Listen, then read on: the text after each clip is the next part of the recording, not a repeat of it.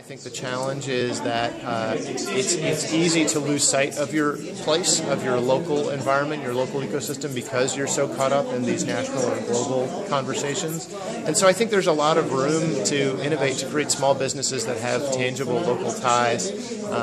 So I think that's how you do it. You know, how you make things that last is you build a community of people who are really invested in that. And you know, organizations like Local First Arizona are a good example. There are all sorts of good reasons to buy into a local economy with people that you trust, the people that you know. And I think the most successful, entrepreneurial startups of any kind succeed because of that. They create a community and they get people invested, they get people passionate about it. You know, that's what this is.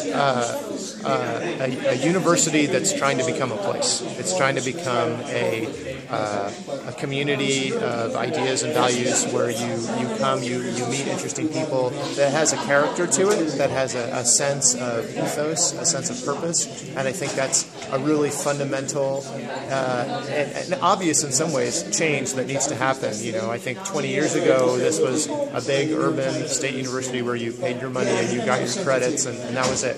And I think all of the people who've come here, who have been energized by the idea of the New American University, are here because they're excited about the place that this could become, the community that this could become. So I'd like to see it happen. I think that believing that it can happen is a big part of actually making it happen. So what I've seen of ASU so far is that they have a lot going on. They get the innovation thing. I was just at Sky Song and learning about the interactions with the business community. I'm very impressed. So every region has its own mix of innovation assets. Clearly ASU and all of its outreach efforts fall into that. And so, you know, the region is leveraging those assets and creating new value here for sure. What I'd love to learn more about, I'm sure there's something going on already, are ASU's connections with other innovation hubs around the country and around the world.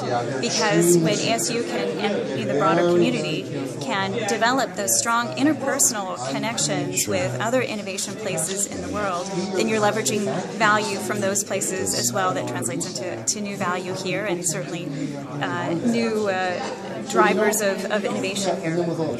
You can also leverage the value of assets from other regions, either other regions within the country or abroad.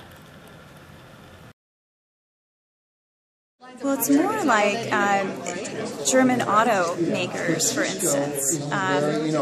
Many of them have outposts in Silicon Valley for their electronics teams. Sure. So, pushing, developing new technology for their cars specifically related to that. Right. That's one example.